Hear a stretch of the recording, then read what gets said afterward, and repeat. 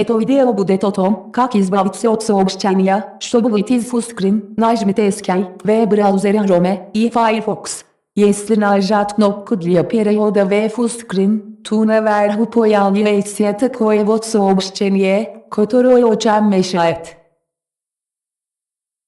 От этого сообщения мы избавимся сейчас. Итак, сначала должна быть установлена программа QuickCode Case. Если это еще не установлено, то кликните на ссылке в описании и установите это. Перейдем в меню этой программы и кликнем Settings. Нужная настройка находится в самом конце списка, так что пролистаем в конец. И включим флажок, который справа. И теперь проверим. Кликнем перейти в фуллскрин. Этого сообщения больше нет, оно исчезло. Теперь всякий раз, когда мы переходим в фуллскрин, это сообщение больше не появляется.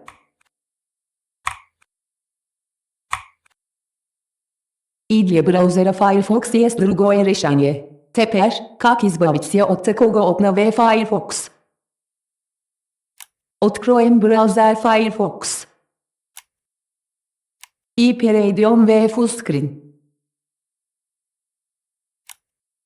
Вот, здесь тоже подобное окно. И оно очень мешает и надоедает. Это нужно отключить в настройках. Перейдем на новую вкладку. Здесь нужно набрать About, двоеточие. И из списка выбрать Config.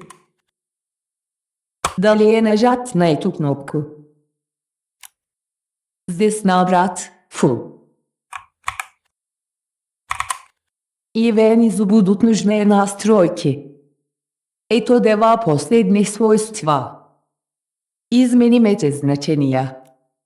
Установим -1 здесь. Сохраним.